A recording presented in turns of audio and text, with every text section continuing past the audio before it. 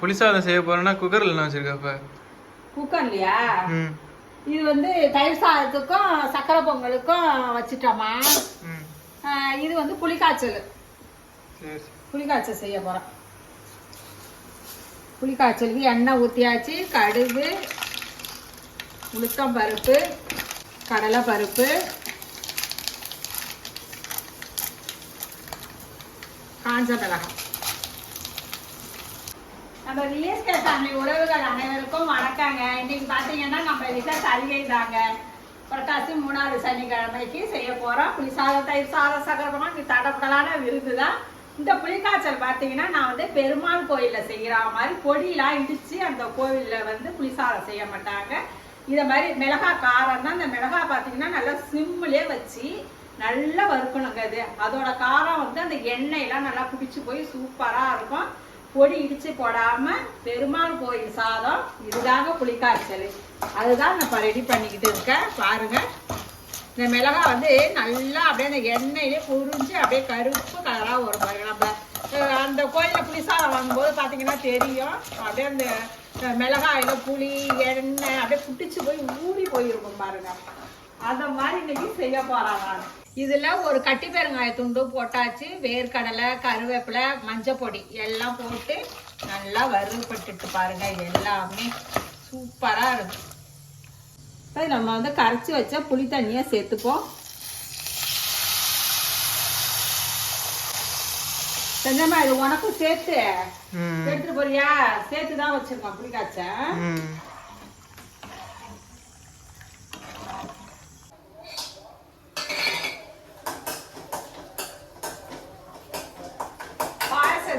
முந்திரி பருப்பு இதெல்லாம் வறுத்துட்டு அதுலயே நம்ம சேமியா போட்டு ஒரு வதக்கி பண்ணி வச்சுக்கிங்களா, நல்லா இருக்கும். நான் எப்பயுமே சேமியா வறுத்த சேமியா தான் கடையில விற்கும். ஆனாலும் நம்ம ஒண்ணு இப்பதாமா இழுத்து விற்கிறது எல்லாம் வரும், சவுண்டு கேட்கும். இதுல வந்து முந்திரி, திராட்சை எல்லாத்தையும் போட்டு நெய்யில கொஞ்சம் பொரிச்சு போட்டா நல்லா இருக்குமா. அதெல்லாம் பொரிச்சுக்கிட்டு இருக்கேன். நம்ம இதுலயே பொரிச்சாலும் சேமியா அப்படியே லைட்டா வறுத்துட்டு போட்டா நல்லா இருக்கும் பாயசம்.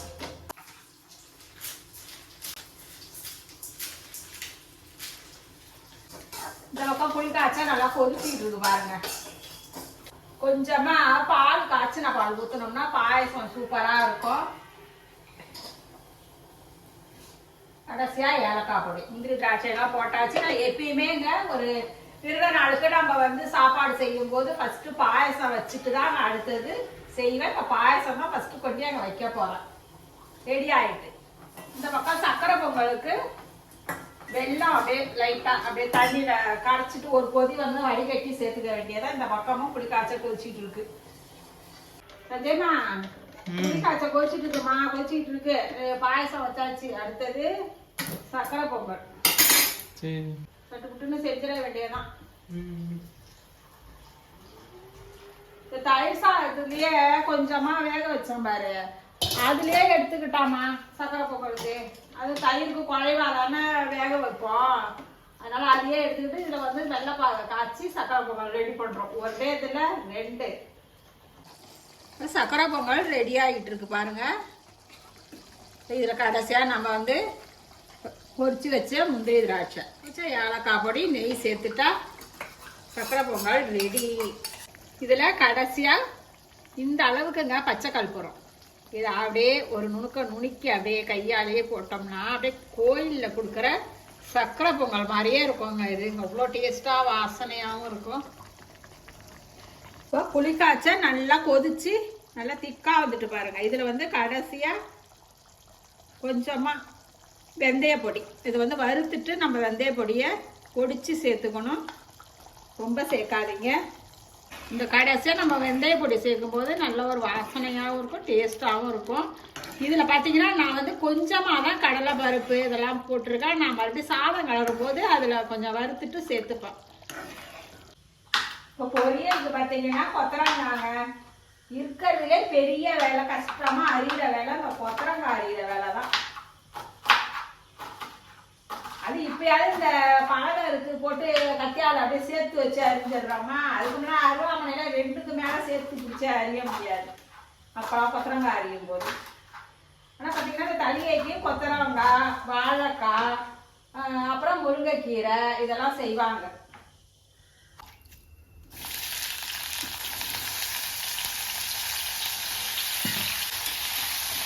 இந்த பக்கம் வாழைக்காய் வறுத்துக்கிட்டு இருக்கேன். இந்த பக்கம் பார்த்தீங்கன்னா கொத்தரங்காய் வெந்துக்கிட்டு இருக்கு.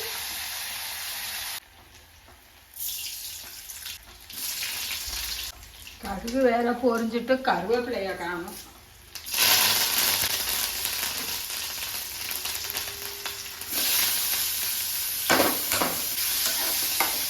இப்போ கொத்தரங்காய்க்கு பார்த்தீங்கன்னா கடுகு, உளுத்தம்பருப்பு, காஞ்ச மிளகாய் அவ்வளோதாங்க. கிள்ளி போட்டு தாளித்து கொட்ட வேண்டியதான். இந்த பக்கம் வாழைக்காய்க்கு இந்த மிளகாத்தூள், மஞ்சள் பொடியெல்லாம் போட வேண்டியதான். கடைசியாக சோம்பு தூள், இந்த கடைசியாக கொஞ்சமாக தேங்காய் தூளை சேர்த்து இறக்குனா கொத்தரங்காய் பொரியல் ரெடி. எப்படி அப்படியே பச்சை பச்சைன்னு இருக்கு பாருங்க, கருக்காம. நிஜமா கேரட்டு இந்த மாதிரி கையாலே சீவுறான் பாருங்க, கத்தி வச்சுக்கிட்டே. இப்போதாம்மா கற்றுக்குறான். எப்பயுமே அருவாமனையில தாங்க அரிஞ்சு அரிஞ்சு பழக்கமாக போயிட்டு, இந்த மாதிரி கத்தி வச்சு இப்போதான் கட் பண்ண கற்றுக்கிறேன்னா. இதை பார்த்தீங்கன்னா சீவறதுக்கு இப்போ தான் கற்றுக்குறேன். அப்படியே அழகாக சீவிட்டோம் பாரு இன்னைக்கு. கேரட்டு ஒரு பாதி கேரட்டு சாம்பாரில் போட்டு வச்சா கொஞ்சம் கலர்ஃபுல்லாக இருக்கும் சாம்பார் பார்க்க. காயெல்லாம் ஒரே பச்சை காயாக தெரியாமல் நல்லாயிருக்கும், ஒரு கலராக இருக்கும். சாம்பாருக்கு முருங்கைக்காய் அதெல்லாம் போட்டு, அவரைக்காய் எல்லாம் போட்டு சாம்பார். கொஞ்சமாக சாம்பார் வச்சுப்போம் அப்படின்ட்டு.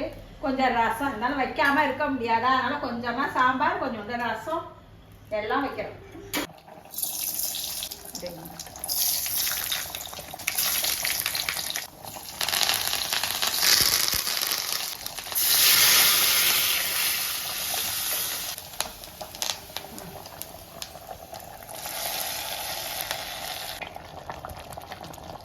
புளிசாதம் கலர்றதுக்கு நான் சாதத்தை வடிச்சிட்டு கொஞ்சம் நல்லெண்ணெய் ஊற்றி, நல்லெண்ணெய் ஊற்றினாவே இந்த மாதிரி உதிரி உதிரியாக வந்துடும். ஆனால் ஆற வச்சு இந்த மாதிரி நல்லா அகலமான பாத்திரத்தில் ஆற வச்சுக்கிங்க. நான் வந்து இதில் கொஞ்சமாக மஞ்சப்பொடி போட்டு வேக வச்சு எடுத்துருக்கேன். மஞ்சப்பொடி, உப்பு. இங்கே பாருங்கள் புளிக்காய்ச்சல் எப்படி இருக்கு பாருங்கள், சூப்பராக இருக்குது. இது நீங்கள் ஒரு மாதம் வரைக்கும் கூட வந்து நம்ம ஸ்டோர் பண்ணி வச்சுக்கலாம், நல்லாயிருக்கும், கெட்டுலாம் போகாது. இது அப்படியேம்மா அப்படியே எடுத்து ஊற்றணும்மா. கொண்டக்கடலை வேக வச்சுருக்கோம், அதான் விசிலு சவுண்டு கேட்கும். கொஞ்சம் கொஞ்சமாக ஊற்றி அப்படியே கலர வேண்டியதான் புளிசாதம். புளிசாதம் கலரிட்டு அது ஊற தான் சாதம் நல்லாயிருக்கும். போதுமாமா புளி காய்ச்சி அதில் ஊற்றுனது. இதில் வந்து புளிப்பு இருக்கா, உப்பு இருக்கா அப்படிலாம் டேஸ்ட்டு பார்க்க முடியாது. ஏன்னா படைக்கணுங்கிறதுனால அதெல்லாம் டேஸ்ட்டு பார்க்க முடியாது. ஆனாலும் நல்லா தான் கரெக்டாக இருக்கும் நமக்கு. இது எல்லாமே அளவு ஏதோ ஒரு குத்து மதிப்பாக தான் ஊற்றிருக்கோம், அதை போட்டு கலரி வச்சுருக்கோம். முருங்கைக்கீரையும் பொரியல் ரெடி ஆகிட்டு, இந்த பக்கம் சுண்டல். வடைக்கு மாவு பார்த்தீங்கன்னா மிக்சியிலே தாங்க அரைச்சேன். அதை நல்லா இருக்கும். மிக்சியில் அரைக்கிறது வடை நல்லா புசு புசுன்னு நல்லாவும் இருக்கும். அது நம்ம என்ன பண்ணோம், அரைச்சிட்டு நம்ம இந்த கையாலே நல்லா இப்படி அடித்து கொஞ்சம் நேரம் விட்டோம்னா மாவு பொஃப்னு வந்துடும். வடை நல்லா புசு புசுன்னு இருக்கும். இப்போ தலிகைக்கு சாப்பாடெல்லாம் செஞ்சுட்டாங்க. ஆனால் வீடெல்லாம் பார்த்தீங்கன்னா கொஞ்சம் அழகாக தாங்க இருக்குது. எல்லாம் அப்பளம் அப்புறப்படுத்தி ஆகணும். இப்போ ஒன்றா என்னென்ன செஞ்சுருக்கான்னு காட்டுறேன். இது பார்த்தீங்கன்னா சக்கரை பொங்கலுங்க. சக்கரை பொங்கல் செஞ்சாச்சு. அப்புறம் பாயசம், சேமியா பாயசம், ஜவ்வரிசி சேமியா பாயசம், சுண்டல், முருங்கைக்காலாம் போட்ட சாம்பார், அப்புறம் ரசம், பருப்பு ரசம், வாழைக்காய் வறுவல். இது பார்த்தீங்கன்னா கொத்தரங்காய் பொரியல். இங்கே முருங்கைக்கீரை பொரியல். இது வந்து முருங்கைக்கீரை நாங்கள் செய்வோங்க, சில பேர் செய்ய மாட்டாங்க, ஆனால் முருங்கைக்கீரை செய்வாங்க இது. அப்புறம் புளிசாதங்க. இது வந்து நல்லா கருப்பு கொண்டக்கடலை எல்லாம் போட்டு புளிசாதம் செஞ்சுருக்கேன். தயிர் சாதம், வடை, அப்பளம், அப்புறம் சூடான சாதம். வடை வந்து மிக்சியில் வந்து அரைச்சது வந்து நல்லா இருக்காதுன்னு சில பேர் சொல்லுவாங்க. எப்படி இருக்குது பாருங்க, நல்லா எப்படி இருக்குது பாருங்க, புசு புசுன்னு இருக்குது பாருங்க. உளுந்து ஊற வைக்கும் போதே நான் கொஞ்சம் நேரம் ஊற வச்சு ஃப்ரிட்ஜில் வச்சுருவாங்க. அந்த ஜில்லு போட அரைக்கும் போது நல்லா இருக்கும் பாருங்க, பொசு பொசுன்னு. அப்புறம் இதோட பார்த்தீங்கன்னா துளசி தீர்த்தமும் வச்சு தாங்க நம்ம சாமி கும்பிடுவோம். அவ்வளோதாங்க நம்ம வீட்டு இன்னைக்கு தலிகை சாப்பாடு. உங்கள் வீட்டிலலாம் எப்படி செய்வீங்கன்னு கமெண்ட்ல சொல்லுங்க. நாங்கள் இப்படி தாங்க செய்வோம். அவ்வளோதான், இப்போ செஞ்சு வச்சதை படைக்க போகிறோம். ரசிச்சு சமைங்க, ருசிச்சு சாப்பிடுங்க. நாளை சந்திப்போம்.